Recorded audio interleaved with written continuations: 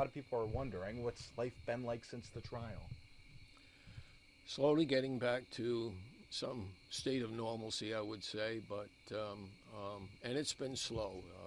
You go through that period of shock, and when the jury comes in, as it did on June 18th, and you hear that, and you hear the crowds outside and applause, you realize, it's been a dramatic moment in your life, but coming to grips with it after living it for 3.5 years, and the trauma and the worry and the anxiety, and then now over the last 2 months plus, it's been a bit comforting, but I won't say there's a state of normalcy in our lives. I don't know if we'll ever reach that, point again. And on the radio today, your daughter was talking about how helpful it's been to have such a loving family. How, what role would you say you've played in kind of the last 2 months? Well, it's no different than what really any parent would do when your child is facing an obstacle, and in this case, the immense and resources of a state that is trying to put her down. You do whatever you can, and there's no dollar you won't spend. There's no rock you will not overturn. There is no resource that you will not try to uncover to help. And I don't think that's any different than what any parent would do, to be honest, really. And has she been living here with you throughout the On summer? and off. I mean, she has friends that she has known from her days at Fidelity and from her days at Bentley, as well as friends and supporters that she's met through this ordeal.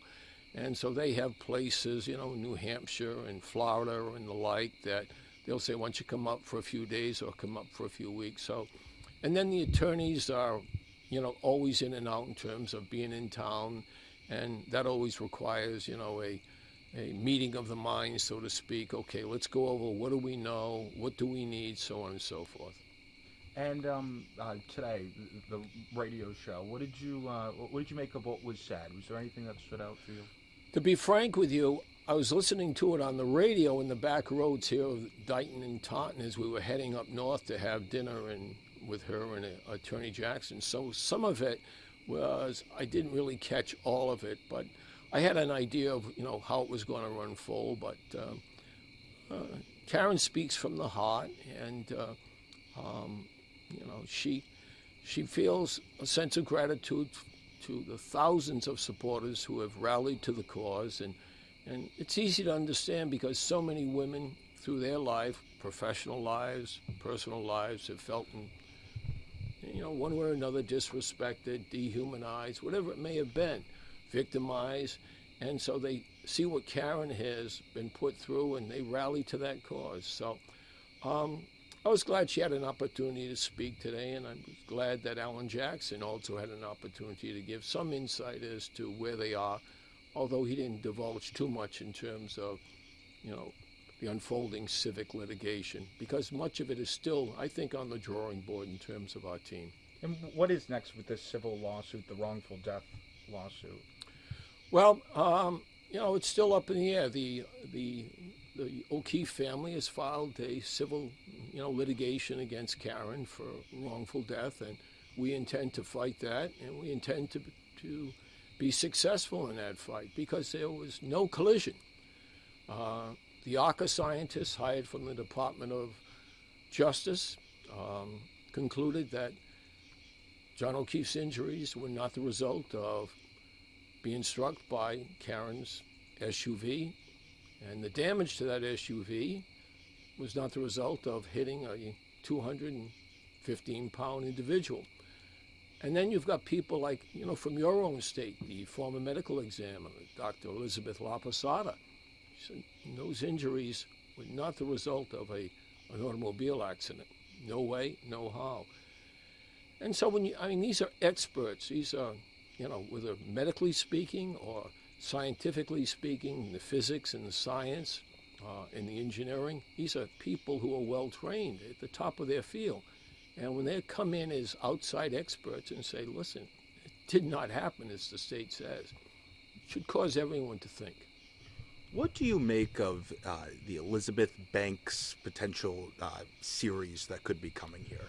Well, I really don't know anything about that individual. I mean, I'm from the 50s and 60s, so that name does not resonate with me, and I don't mean that disrespectfully at all. But, there are people who are looking to, shall I say, capitalize, monetize on what has happened to Karen. And I know, at least talking to Karen, that actress or her team has not been in contact with her to try to get a sense as to what she went through, some of the granular, some of the details of what the last 3.5 years have been like for her.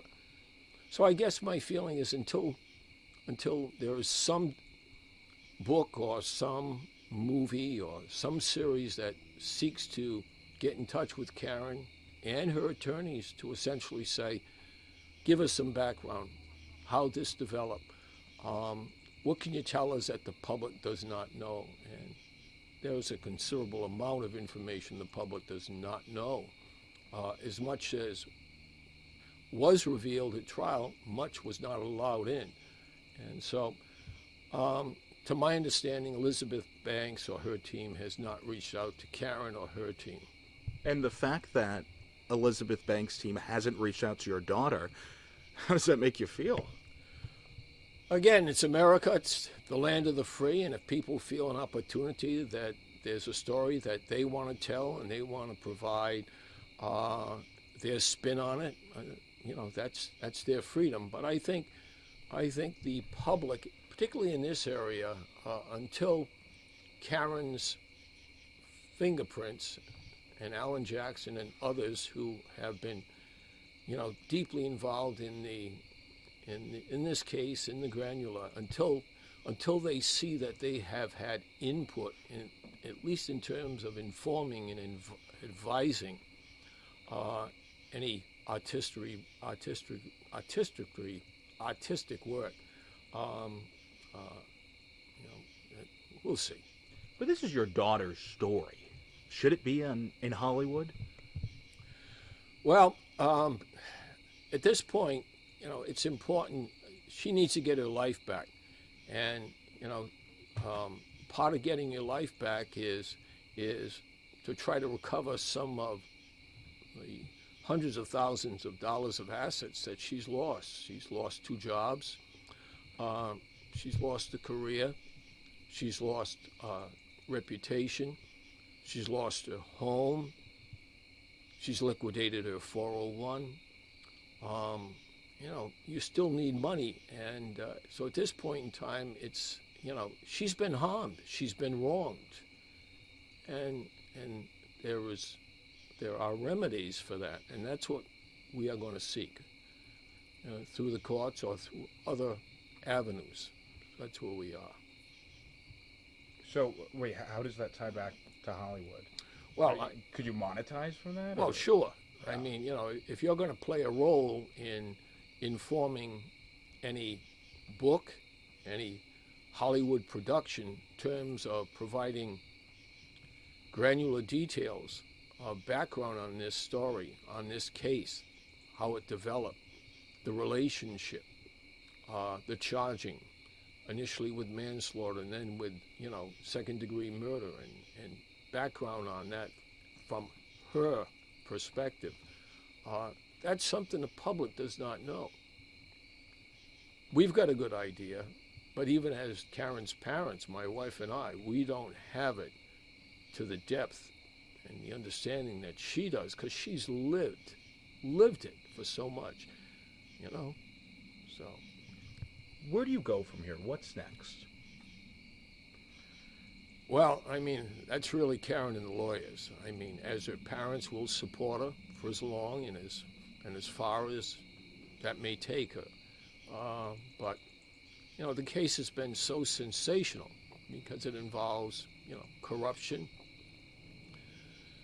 We see concurrently where the lead detective is, fighting for his job back, and you hear all of that testimony again, and so it's it's seemingly, even though June 18th came with her acquittal, it's a story that just seemingly has endless legs and doesn't seem to die. And I mean, we even see it from people. We're out shopping, and some people are going through their own withdrawals. They miss it. We don't miss it, to be honest, but other people miss it. You know, the idea of it unionized a lot of people. It provided solidarity to particularly the women, as I mentioned earlier. You know, were out there through all of the court dates, cheering, supporting, with young children, you know, in tow. And of course, the gentlemen, you know, not to disparage them, but they were also supportive. But this was a women's movement. This is a movement. And the women want to see a just resolution. They want to see justice for Karen Read. So wherever it goes, my wife and I will follow. It's been a movement, but I guess as her father, he just kind of missed what life was like before. I don't know if I'll ever get back that normalcy. You know, and I think this is so true for so many of us. Life can turn, you know, in an instant, on a dime, in a New York minute, and it's the case here. I mean, I was in the fourth quarter, if you will, of my career at Bentley, and it swiftly ended because I departed there and came to support Karen, my wife and I. But I don't think that's any different than what many families. I mean, there's very few families, if you live long enough, that don't undergo some heartache, loss of a loved one, facing a cancer diagnosis. You know, you don't go deep enough in this life and find yourself unscathed in some aspects. So, you know, it's just what we're dealing with.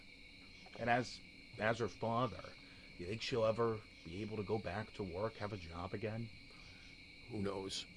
I don't know. I mean, when you see and you study the case, and my wife and I know it decently, Karen knows it thoroughly, and when you come to an understanding, and I think as more of this comes to pass, and it may come to pass even in more depth in the civil litigation, and to the extent something is done, you know, in a literary fashion, a book, or in a movie or a documentary series that has Karen and the attorney's input, I think more and more people will come to an appreciation of how delicate our freedom is. It can happen to anybody. So, is there anything else you wanted to say? No, thanks for your support. So appreciative of, you know, people we see them, you know, at church, we see them at restaurants, we go shopping, just so supportive of them. They didn't give up. It was a long ordeal, and we still got another phase to go. So just very, very appreciative, heartfelt appreciation and thanks for everything they've given us, emotionally, monetarily wise, and just so appreciative. And you think a book's coming out? Well, we'll be out in the next year or so, but, you know, somewhere, somebody will write on this with Karen's input. There's a difference between the story Hollywood's going to try to tell and the story that Karen actually has. Hollywood will always, I guess, add its flavor, but there are ingredients to that meal, to that cooking, that only Karen knows, and her lawyers. And, you know, if you try to put together a nice Sunday dinner and somehow you miss some of the critical inputs, you'll have a meal, but will it be filling? And so I'd use that as an analogy. Well, thank you very much for your time. You're welcome. Appreciate it. Yeah.